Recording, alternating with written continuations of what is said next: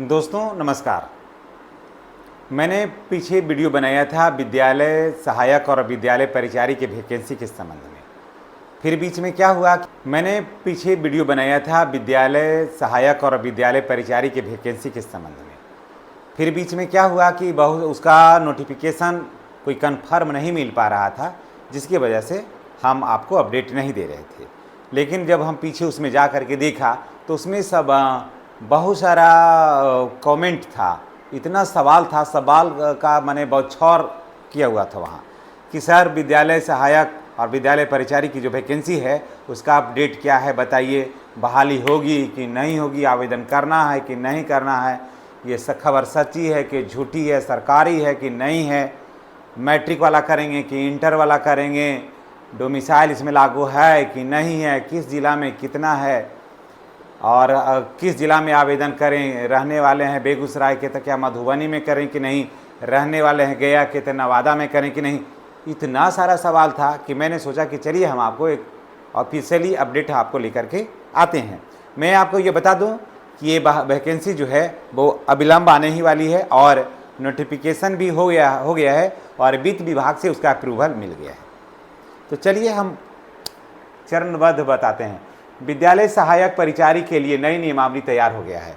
जी हाँ, नियमावली तैयार हो गया है। ए सिद्धार्थ ने एक इंटरव्यू में कहा था कि हम विद्यालयों में काम के दबाव की वजह से जो शिक्षकों पर है, खास करके प्रधानाध्यापक के ऊपर काम का जो दबाव है, उस दबाव को हम कम कर रहे हैं। इसलिए हम विद्यालय परिचारी और विद्यालय सहायक की जो वैकेंसी है उसको अविलंब हम ला रहे हैं। इसके लिए लेकिन जानते हैं होता क्या है कि जैसे वैकेंसी तो आ जाएगी, पेमेंट कौन करेगा, आखिर पैसा देगा कौन? पैसा तो मिलना चाहिए, कारण कि जैसे ही हो जाता है उसके बाद तुरंत अखबार में नियुक्ति हो जाती है, अखबार में आने लगता है कि अमुक कर्मचारी को 3 माह से पेमेंट नहीं मिला, भुखमरी के कगार पर, अमुक कर्मचारी को 6 महीना से नहीं मिला, भुखमरी के कगार पर, पैसे के अभाव में मर गए, पैसे के अभाव में आत्मदाह किया, आत्महत्या किया, इस तरह का झूलना पड़ता है। तो सरकार को ये होता है कि पहले कोई भी वैकेंसी लाती है तो उसके लिए उसको बजाबते वित्त विभाग से, जहाँ से पैसा आता है वहाँ से अप्रूवल लेना जो होता है, अनुमति लेना पड़ता है। वित्त विभाग फिर पैसा को कैसे सामंजस्य स्थापित करेगी ये उसको देखना होता है। तो वित्त विभाग से अप्रूवल हो गया है। और चैनल पर अगर नए हैं तो चैनल को सब्सक्राइब करिए, हम आपको ढेर सारी जानकारी हम आपको शेयर कर रहे हैं। विद्यालय सहायक को का चाहिए, जो पहली बार देख रहे हैं उनको बता दूं कि ये 12th होना चाहिए और कंप्यूटर का हल्का ज्ञान होना चाहिए।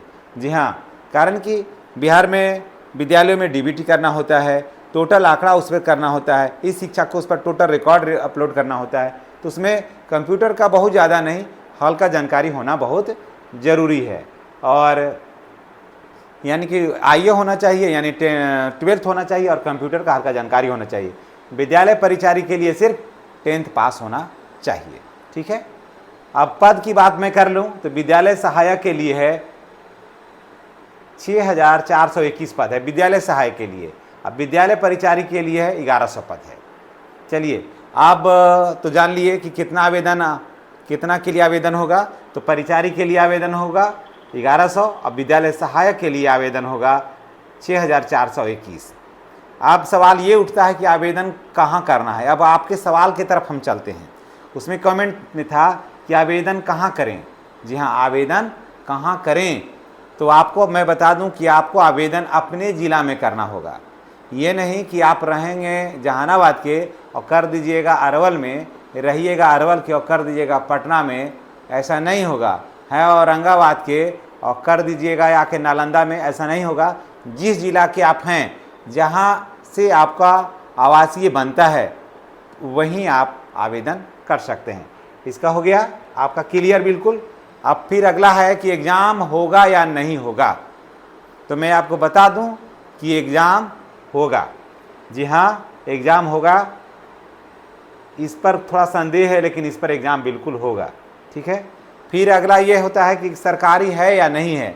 तो मैं आपको बता दूं कि ये पूर्णतः सरकारी है जॉब है, ये पूर्णतः सरकारी जॉब है। इसमें कोई एजेंसी नहीं, कारण कि इसमें शिक्षक जो डेट कर गए हैं, जिनकी मृत्यु हो गई है सर्विस आवर में, उनके बच्चों का भी सिलेक्शन जो है, जो बीएड या डीएलएड नहीं किए हुए रहेंगे, उनके बच्चों का भी सिलेक्शन या उनकी महिला वाइफ का सिलेक्शन जो है वो इसी पद पर होगा। तो शिक्षक जब सरकारी कर्मी हैं तो उनके बच्चे को भी तो इसी में होना चाहिए, इसी का लाभ मिलना चाहिए। तो ये बिल्कुल सरकारी है, ठीक है ना, बिल्कुल क्या है, सरकारी है। अब आगे देखिए, इसमें आवेदन कौन कर सकता है। तो इसमें मैं बता दूं कि इसमें आवेदन सब कोई कर सकता है। जी हाँ, इसमें आवेदन सब कोई कर सकता है। जो बिहार राज्य का नागरिक होगा वो आवेदन कर सकता है।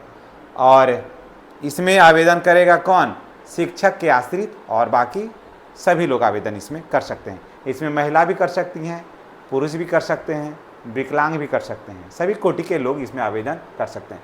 नियुक्ति 50-50, नियुक्ति 50-50 का अर्थ ये हुआ कि इसमें ज़्यादातर जो आधा से अधिक जो सीट है इसमें शिक्षकों के आश्रितों को मिलेगा, यानी जो शिक्षक डेट कर गए हैं उनके आश्रितों को नौकरी मिलेगी इसी में।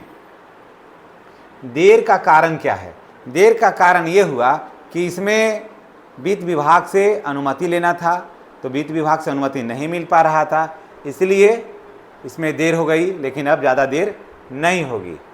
अब कितना टाइम और लगेगा, तो मैं आपको बता दूं कि अब इसमें टाइम नहीं लगेगा। देरी का कारण यही था कि वित्त विभाग से अनुमति लेना ज़रूरी होता है, और सीटें जो थी वो क्लियर नहीं हो पा रहा था कि कितना सीट है। तो सारा सीट बिल्कुल क्लियर हो गया कि आश्रित को कितना देना है, जनरल कंपटीशन में कितना लाना है, तो ये सब क्लियर हो गया है।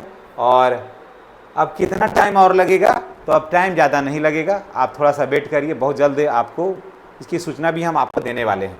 शिक्षकों के आश्रितों को होनी है नियुक्ति, इसमें सरकारी है तो इसमें स्वाभाविक है कि शिक्षकों का जो आश्रित हैं, शिक्षक के जो बच्चे हैं, परिवार हैं, जो इसमें इसके पात्र हैं, 50% सीट पर उन्हीं का होगा। सीटें आने में लगा समय, देरी का कारण ये हो गया कि आपको मैंने पहले ही बताया था कि सीटों की गिनती हम लोग को विद्यालय में भी चल रहा है और बीआरसी स्तर पर चल रहा था कि कितने जो हैं, और ये डी ऑफिस में चल रहा था कि कितने शिक्षक हैं किस प्रखंड में जिनको जो सर्विस आवर में उनकी मृत्यु हो गई, तो वो सारा कुछ मांगा जा रहा था। तो सीटें आने में समय लगा, वित्त विभाग की अनुमति मिल गई है, तो अब ज़्यादा देर नहीं है, इसमें वित्त विभाग की अनुमति बिल्कुल मिल गई है। और निश्चित रूप से एक आध महीना के अंदर, जी हाँ, एक महीना के अंदर जो है, अभी मई चल रहा है, जून में इसका निश्चित रूप से कोई अपडेट आएगा और आपके लिए एक अच्छी खुशखबरी बनकर आएगी। तो इन्हीं बातों के साथ हम आपसे विदा लेते हैं, इस उम्मीद, इस भरोसे के साथ कि अगर आप चैनल पर नए हैं तो चैनल को सब्सक्राइब करिए, बेल आइकन को दबाइए, ताकि इस तरह का वीडियो का नोटिफिकेशन आपको मिलता रहे। आने वाला कल आपका सुखद, सुखमय और मंगलमय हो। इन्हीं मंगल कामनाओं के साथ, इस उम्मीद, इस भरोसे के साथ कि आपने चैनल को सब्सक्राइब कर लिया होगा। आप चैनल को सब्सक्राइब करिएगा, तभी ना नौकरी से संबंधित जानकारी आपको मिलेगी। अगर सब्सक्राइब नहीं करिएगा तो एक बार वीडियो जब स्क्रॉल हो जाएगा तो आप कहाँ ढूंढिएगा, यूट्यूब की बहुत बड़ी दुनिया है, उसमें आप खो जाइएगा। इसलिए चैनल को सब्सक्राइब करके बेल आइकन को दबाइए और हमसे रहिए कनेक्ट। धन्यवाद।